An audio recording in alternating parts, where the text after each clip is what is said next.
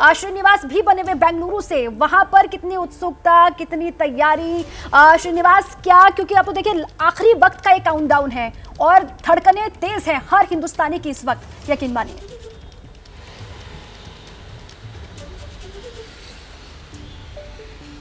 देखिए दीपा, इस वक्त जो धड़कनें पूरे देश की आप बताई जा रही है, 140 करोड़ देश की जनता ही नहीं, पूरे विश्व की धड़कनें तेज हैं, क्योंकि इसके पहले नज़र रूस के एयरक्राफ्ट लूना पे भी लगी थी, लेकिन लूना सफल लैंडिंग नहीं कर पाई और उसके पहले ही उसकी क्रैश लैंडिंग हो गई। लेकिन अब पूरी दुनिया की निगाहें हिंदुस्तान के चंद्रयान पे है और महज अब महीनों से दिन और दिन से घटता हुआ अब महज कुछ घंटों की बात रह गई है जब हम उस दौर में पहुंच जाएंगे जब हमारी धड़कनें तेज होंगी। 15 मिनट का वो वक्त होगा और उस वक्त के दौरान 6000 किलोमीटर प्रति घंटा से रफ्तार को घटाकर शून्य पर लाने की चुनौती होगी। हालांकि इसरो के वैज्ञानिकों के द्वारा पूरी मुकम्मल तैयारी की गई है, हर एक क्षण हर एक सेकंड पर नज़र रखी जा रही है और अभी तक जो रिपोर्ट मिल रहे हैं उसके हिसाब से चंद्रयान अभी बिल्कुल ही तंदुरुस्त, जो इसरो की भाषा में कहते हैं कि health is good of Chandrayaan 3, अभी तो ये रिपोर्ट आ रही है। लेकिन देखिए, अंतरिक्ष का मामला है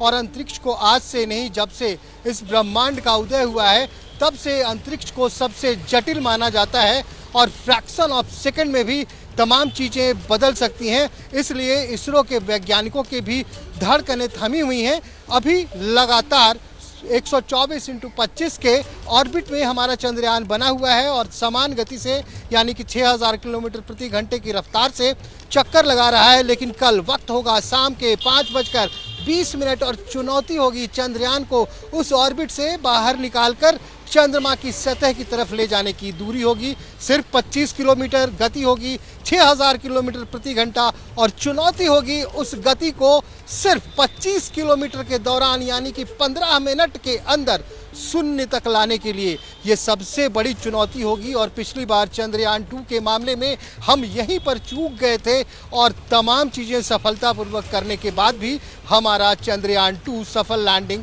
नहीं कर पाया था। लेकिन इस बार उन तमाम गलतियों से सीख लेते हुए इसरो के वैज्ञानिकों ने वो तमाम मुकम्मल तैयारियां की हैं जिससे कि चंद्रयान के लैंडिंग के आसपास भी कहीं फेल्योर टपक ना पाए। तो इस तरह की तैयारी है। जहां तक वैज्ञानिकों से भी बात हुई है, उन्होंने भी कहा है कि वो तमाम चीज़ें, उन तमाम चीज़ों को ध्यान में रखा गया है जहां पे चूक हो सकती है। मैं आपको बताऊं कि जब 25 किलोमीटर की दायरे से निकलकर नीचे की तरफ आएंगे तो 2-3 अहम पड़ाव होगा।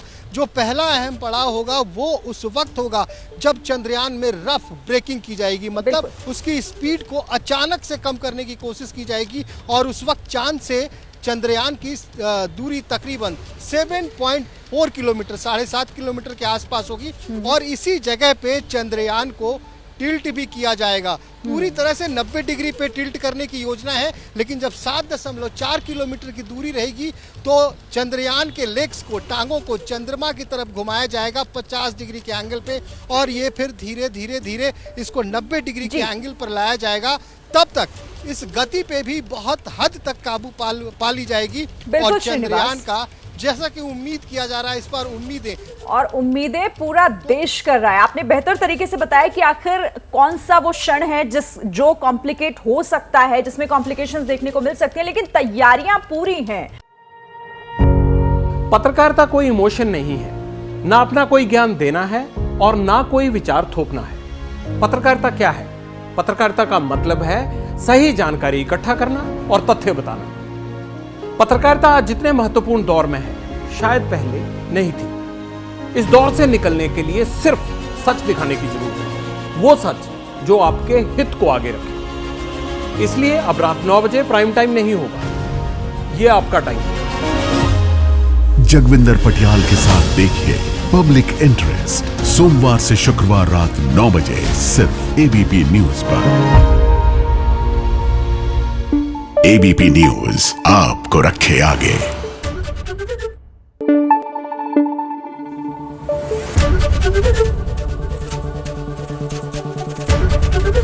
एबीपी न्यूज आपको रखे आगे।